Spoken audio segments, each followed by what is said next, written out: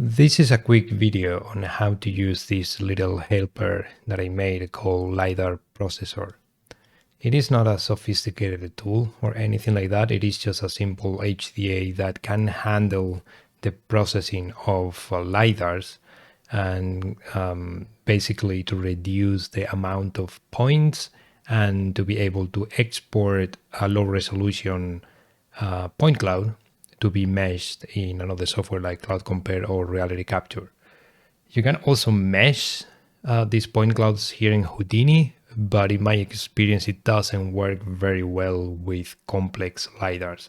It might be okay for props, even characters or actors, but if you're using a LiDAR from an environment or a set, I wouldn't recommend to do the meshing in Houdini. So let's see how it works. I have this bunny here, which I just have it as a placeholder because it's very fast to work with it. But I'm gonna try to use something a little bit more complex. So first of all, you have different sections here in the HDA. The first one being input, and this is of course where you choose your LiDAR. So I have a bunch of LiDARs here. I have some mid-size point clouds. As you can see, they are quite small. I mean, these have been reduced already in other software. That's why they are not that big. But if you end up with a 60 gigabyte LiDAR, I'm not sure if this tool is going to work okay. I haven't had the chance of testing one of those super big LiDARs. It might be okay, but it might take, of course, a long time. But that's the way that LiDARs are, right? There is no work around that. Unless you have the LiDAR software, of course, from the scanner, I mean. So I'm going to use this works site. By the way, this only supports E57 LiDARs, which is fine because it's kind of like the common standard for LiDARs. You can export other formats, but you can only import E57. So I'm going to import that one. It's going to take a little while to load. Maybe not that much because it's not huge.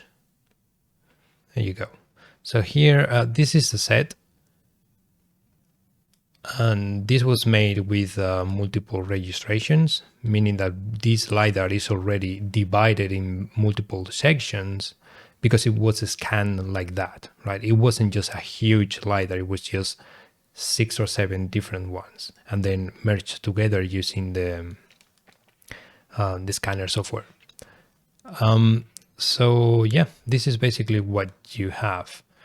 The first thing that you can do after you have this LiDAR, and actually, can I check here? No, I wanted to check something. Let me go inside because I just want to check something quickly.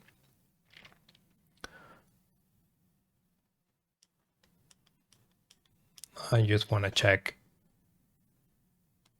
how many points we have here. So we have 53 million points. So yeah, this is not a huge LiDAR, but it is big enough. So the first thing you can do is to try to align this to the world. If you want to do that, maybe you don't want to do that until you get to the meshing part, but for some people it might be useful to do that. So you have these custom transforms here that you can enable that, and it will stick the LiDAR to the ground and kind of try to do the orientation as best as it can. Right, so once you have these, the next thing, it would be to create a color from vertex points. And this, of course, depends on the registration. If your point cloud doesn't have any vertex colors, then, well, then you are kind of fucked. There is no much you can do. But if you do, you can do it here, right? You can just import from point cloud or from images. I would say 99% of the time you're going to be working with vertex colors, so you would have to choose from point cloud all the time. It will take a few seconds to compute, or a few minutes if you're working with a LiDAR with a lot of points. In this case, it's only 54 million, so it's okay. And yeah, this is basically your vertex color. And once you export, this Lidar later on, once you process everything that you want to process, the vertex colors are going to be exported. If you export a point cloud, you're going to get vertex colors. And if you export a mesh, in order to get vertex colors, you need to export it as FBX. Otherwise, you're going to lose that information. Right. Yeah. So the goal of this HDA, it is basically to reduce the point cloud, right? So if we have 54 million points here, if we want to mesh these in reality capture or in cloud compare, or, well, yeah, I guess you can use any other photogrammetry software as well, but reality capture being the fastest one and the best one, it's probably the best choice for you. And cloud compare, of course, being great for Lidar processing. You can use Agisoft as well, and I guess other solutions. But in my opinion, cloud compare or reality captures are the only ones that can handle millions and millions and millions of points. Not even Houdini can handle that. The remeshing part I'm talking about here. Okay. So yeah, 50 million points might be okay for reality capture, but if this scan was something way bigger, like, I don't know, like 500 million points, most likely you're not going to be able to process it in reality capture or cloud compare, because, you know, your memory is going to go, you're going to get out of memory basically. So you need to reduce that. And honestly speaking, if you have a Lidar with 50 million points, if you reduce that to 10 million points, you're going to get exactly the same mesh, right? Because you don't really need that many points in order to get a proper mesh, especially for environment. If we're talking about props or actors, it's a different story because they are more contained. But, you know, if you need to get this wall, you don't need this many points. You're going to get something decent with less amount of points. So after getting these vertex colors, and of course you don't need vertex colors to do the filtering or the point reduction of the point cloud or to get a mesh, but you know, it's always nice to have them if they are available. So the first thing you want to do now is basically to look for registrations. If you're not familiar with the term registrations, it means the different points in space where the Lidar scan was positioned on set. Sometimes you might not have different registration points because maybe there was only one capture to do the whole environment. If it's a complex environment like this, like there are multiple rooms, of course you need multiple registrations. There is no other way to capture the whole thing without moving physically around the space. But if you are capturing just one room, you might have only one registration. And that's fine if you're doing just one room. But if you are doing a massive landscape, and if you're using a Lidar, which is, let's say 1 kilometer range, which are usually the good Leica Lidar scanners, then you might end up with 500 million points in just one registration, and that is a pain. That is the worst situation you can face, because in order to be able to reduce the point cloud, you're going to have to split that only registration in multiple chunks, because just running some kind of filtering in 500 million points, it's insane. But if you have registrations, you can go one by one, and you can start by reducing one registration, then reduce another one, and then you can combine all together and export a point cloud. Or you can export them individually and mesh those chunks individually. That is probably the best option. So if you have registrations, they should come inherited in the point cloud. So here I have this registration section where it says inherited registrations. So if I click here, I can see all the different registrations.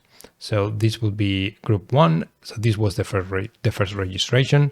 So they probably placed the scanner here, and well, they probably know they did for sure. That's why there is a hole, because the scanner was just here standing on the tripod. So you can isolate registrations quite easily, right? Or if you go to registration 5, then this was a registration point. Okay. So that's basically how you select different registrations, and that's what you want to do. Okay. You want to go registration by registration. You want to do once at the time, unless unless all the combination, all the different registrations are not that big. Like in this case, right? In this case, if I get rid of everything, I get 54 million points, which is not terrible. But if you get 500 million points, then you want to go one by one. In case you don't have registrations, which is the worst scenario you can face again, what you can do is enable these custom registrations. So what this is going to do, this is basically going to read or create a bounding box around your point cloud, and then it's going to divide that big bounding box into smaller sections, and then you can kind of treat those smaller bounding boxes as registration points. They are artificial, of course, because it doesn't mean that the scanner was moved physically into space, but it is a way of creating smaller chunks of this environment. And yeah, 100%. If you don't have any registration points, then you have to do this. There is no other way to filter 500 million point clouds, 500 million points point cloud without dividing it into smaller chunks. There is no way. So yeah, you can click on custom registrations, and now this is going to calculate the bounding box and divide it into different sections. I guess I could have exposed parameters for how big you want to have those bounding boxes, but I didn't bother. But you can always go inside and modify that yourself. But yeah, so here you have one section, and then you have this section slider here. So you can just move around the different sections of the environment to select whatever you want to select. So in here I have only this selection, but if I move to section 1, then my bounding box subdivision is going to move somewhere else. It takes a little while to calculate. So now I'm selecting a piece of the environment somewhere else. And all of these will mix perfectly fine together. So you can just go one by one, process them individually, and then put them back together at some point. Okay. So basically, again, it is kind of the same as using inherited registration, but just creating your own. So let me select, I don't know, somewhere.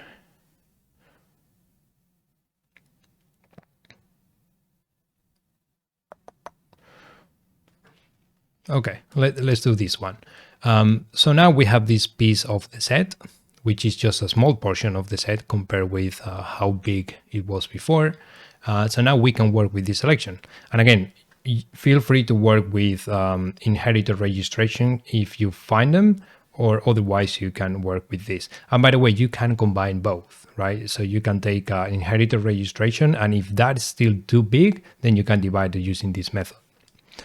Then we get to the filtering part, and this is, well, the most important really. This is where we want to reduce the point cloud. So let me go in. I need to expose these parameters, by the way. But yeah, I just want to go in because I just want to. So we are here, right? Sorry, we're here. I just want to check how many points we have now. So, okay, so this registration, after deleting everything that doesn't belong to this registration, is 11 million points. So we're going from 54 to 11 million, which is easier to handle. Might still be too much, depending on what you want to do, but let's see how we go about that. So the first thing that I have in filtering is reduce by half. Meaning that just by clicking here, we're going to go from 11 million points to around 6 million, I guess, right? Half of what we had before. Okay, so let's see in terms of visual fidelity what this means. So if I disable this one, yeah, as you can see, we're getting the point cloud reduced by half.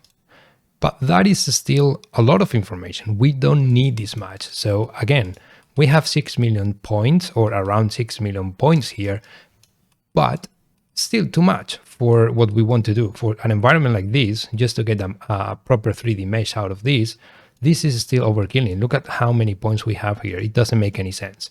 So, well, you know, we can take this to reality capture, and it's already half of the points that we started with, but still reality capture will struggle with this. And even if it doesn't struggle, it will take way more time. And there is no need to do that with environments. Props and characters are a different story, but not with environments. So what we can do after reducing it by half, and I kind of created this as a preset, just reduce by half, because that's kind of where I always start. I always take whatever input might be and just reduce that by half. That's the way that I like to work. And then I have a percentage here. So if I want to take this point cloud that has been already reduced by half, if I just do 0.5, now I'm taking that reduced by half again. Let's see how that works. So we're going from this to that. Okay. Yeah, in my opinion, this is still too much. So I tend to go to 0.9, even 0.99, because for environments, that usually works quite well. So if I do something like that, well, now maybe it's just too much. So I'm going to keep it like 9.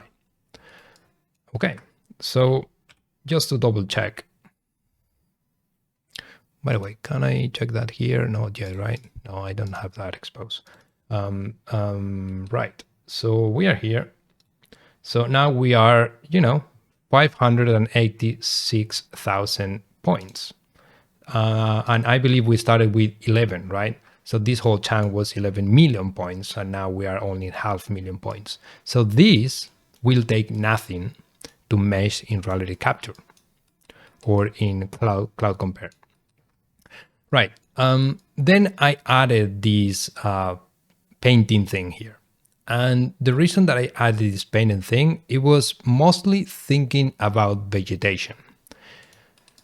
In this environment, we don't really have vegetation because it's just a building. But when you have lidars of exteriors, you end up with a lot of vegetation. And I would say you never want to mesh vegetation because it takes forever to mesh vegetation, especially if you have trees.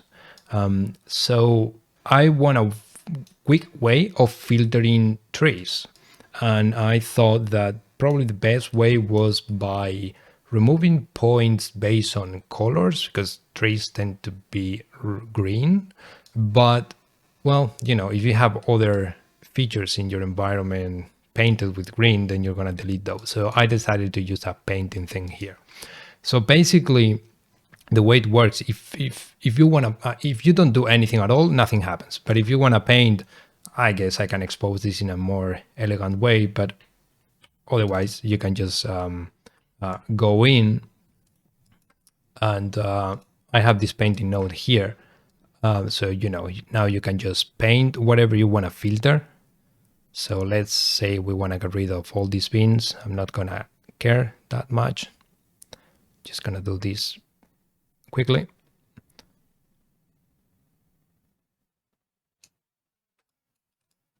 Okay, let's say that I want to get rid of all of this.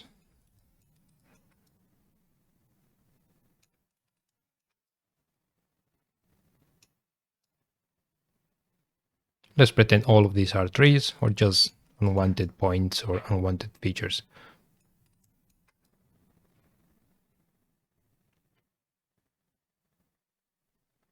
All right, so let's say that I want to get rid of this. That's it. Now, when you go back, they are gone. Okay, so all of that is gone. There is this invert option here as well, meaning that, well, if it was easier to paint whatever you want to keep, you can just do this and it deletes everything else. That's cool. And if you want to get rid of your painting, just click on reset and it goes back to where it was before. Right, so from here, you have the meshing option. And again, I don't think Houdini is great for meshing this type of point clouds. It's gonna get very messy. It takes very long time. And when you're meshing, you need visual feedback. So if you mesh this and it takes 5 minutes to display the mesh, and you realize it looks like crap, then you want to change some parameters, because I expose here most of the parameters that you want to use. Then, it will take another 5 minutes and so on. So I wouldn't recommend to do meshing in Houdini. Try it by yourself, and we can actually test it now with a simpler point cloud. But for environments, I would never use Houdini. What I would do, though, now that I have a 500,000 points point cloud, is just to export a point cloud. So you can export it as PLY. It doesn't allow you to export E57, I'm afraid. But yeah, let's do that. I'm going to export it very quickly here in my desktop. So I'm going to call this one test.ply.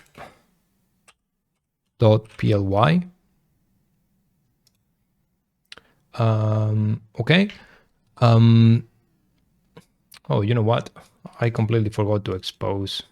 I will do that afterwards, to expose my save to disk. Okay, done. So now if I open Cloud Compare or Reality Capture, doesn't really matter.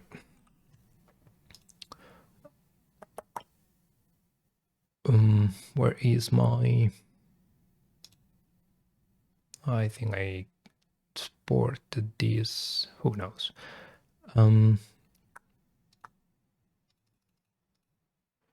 Here it is. Okay, so I'm gonna drag and drop, whoops, that one here, apply all, and there you go. Here I have my point cloud. Yeah, and vertex colors are here and everything is here. So now from here I can just try to remesh this as you would usually do with Cloud Compare. That's a different story. I have a full video on how to use Cloud Compare, or you can take this one into Reality Capture or any other software and do the remeshing. Cloud Compare and Reality Capture are great for meshing this type of point clouds. They are really fast and the results are really good. So you can do that in there instead of Houdini. Cool. Now let me go back to my... I'm gonna disable all of these. Oops. Now, well, of course, I'm disabling everything. So I go back to my 54 million points point cloud. Okay. So I'm gonna choose my little bunny here. I'm gonna set this one to 0. So I'm not removing anything at all. And I'm going to disable these custom transformations because this one is already in origin. So this is, if this is a prop or a small object, yes, and very contained, right? This is just one volume. It is not many different volumes as this environment, right? This environment has beams and windows and walls and many features, columns and whatnot. So that is very hard to mesh in Houdini. In my experience at least. But if you have something contained in a volume like this, and it can be, way more resolution and everything, this is very low res. But if you have something like this, like a weapon or like an object of whatever that is just 1 or 2 volumes, then it works in Houdini in terms of remeshing. So same thing here. In my case here, of course, I don't have custom registrations because this is just one capture. I could still use my custom registration thing and divide it in different chunks. But this is very simple, so I don't have to do that. You can reduce it by half as well, and you can use the percentage. And by the way, you can combine these two, or you can just use one of them. But I always do reduce by half first, so I get rid very quickly of half of the points. But in this case, I don't have to. Same thing, I don't have to paint anything. But yeah, when you go to meshing, here you can actually change meshing options like I should change this a little bit better. So I will change this later to have a better naming. But basically, and to expose the meshing, by the way, and these things that I forgot to expose. But basically, what you would get is basically that, right? Which it's pretty decent, and that is really fast in this case. And yeah, again, here you have like all the different options, like the voxel size and all of that. So, so you can control all of that. Right, so this is the amount of voxels that you get to do that. So you would have to play this, of course.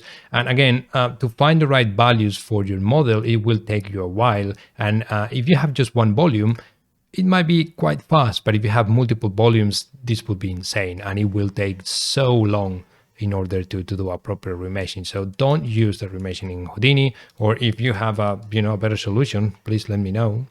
But I don't have one.